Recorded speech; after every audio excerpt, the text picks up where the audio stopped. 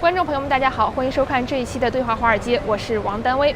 最新的一期 CNBC 的报道中显示出，现在在曼哈顿的上东区非常著名的 Park Avenue 上呢，有1/3的地产或被中国人买下，或被中国人租下。但是事实上，真的是有这么多中国人蜂拥而至到美国购买地产吗？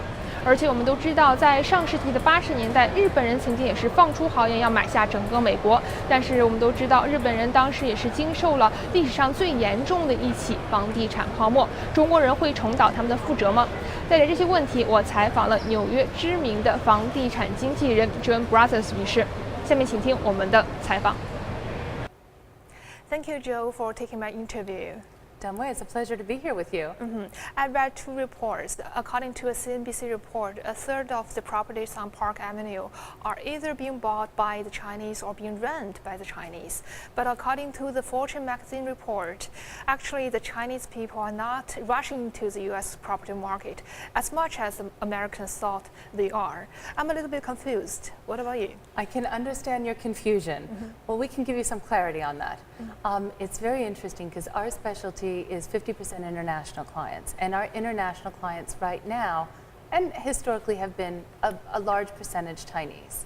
So I think the safe thing to say overall is that the second report is more accurate. Oh, it surprised me a little bit. I heard all the media report about Chinese buying up America. Right. Well, I think they're really curious and they'd like to do it and they don't quite know how to do it. And there's always been a lot of looking and viewing and thinking about things over the past 5 years. And now people are really more actively engaged in attempting to buy and buying. So it's definitely accurate to say that the Chinese are interested in the U.S. For a variety of reasons, and that they're more actively engaged in buying. Okay, who is a typical Chinese buyer for you now? We have, I would almost categorize 3 different groups, but they almost all fall into something that our area of specialty is dealing with investors who are, in essence, second home buyers. Okay. So in essence, they look at the property for a variety of uses, and I think that's who's buying. Okay. It's people who have a reason that they want themselves or their child or their business to be in the U.S. Then the next step is, well, they have money to do it. They usually are cash buyers. That is the case. But they don't show up with a case of cash and say, show me what you got and I'll take it.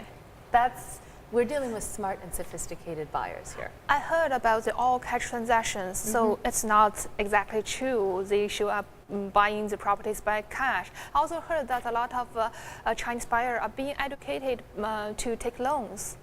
That's a possibility. It's more difficult, but it is possible. And the standard U.S. banks, like a Chase or a Bank of America, won't really do foreigner loans. They used to, but they won't anymore. So there is this possibility of maybe getting a loan on your assets in China.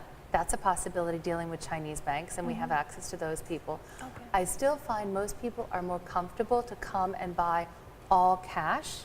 So you're correct about the all cash, but it's not, hey, here's my cash. It's a well thought out plan.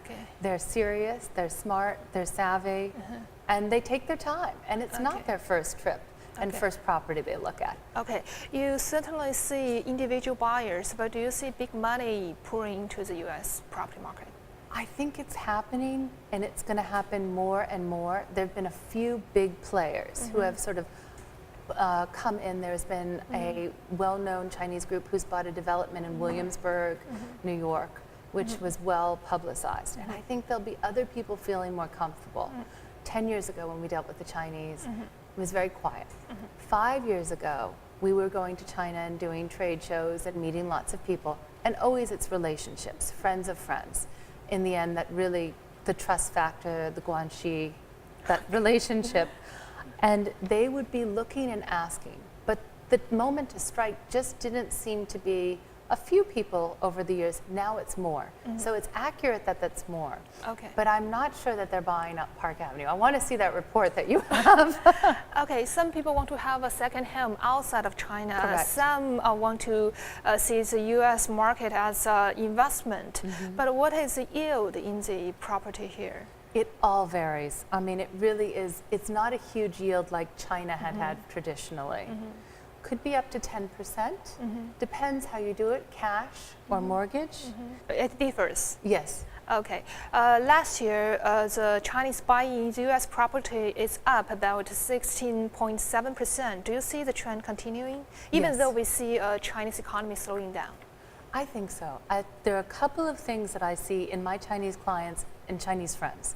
First, I see they do believe in the U.S. economy, and they may have an interest. For example, their children may want to go to school here. Their children may want to work here.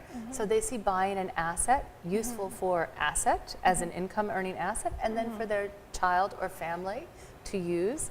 Secondly, it's diversifying your portfolio of assets. You have stocks, you have bonds, you have real estate, and sometimes diversifying outside of China is a very smart, wealthy person's way of doing business. Okay, I guess the price is going to be up in that You are case. correct. We see the trend. It sort of was very stable for a while, and come January, all of a sudden the price shifted up.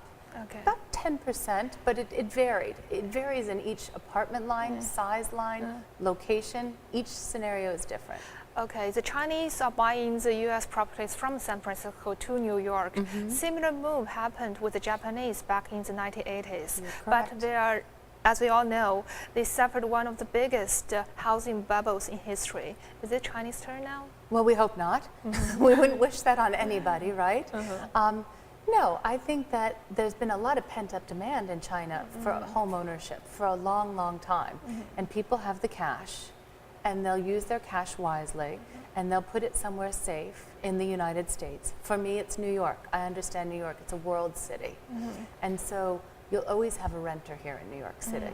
You'll always be able to sell your asset in New York City. So it'll be a liquid asset. So it's kind of like buying a little bit of gold. This is your spot. You put your money here. It's safe. You have bonds, stocks, and real estate, and New York is one of your safe spots.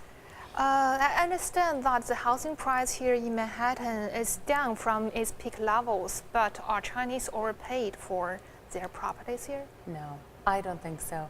I think we suffered a little bit of a loss from 2008, and very different people would get into the market. The New Yorkers, the locals would get back into it.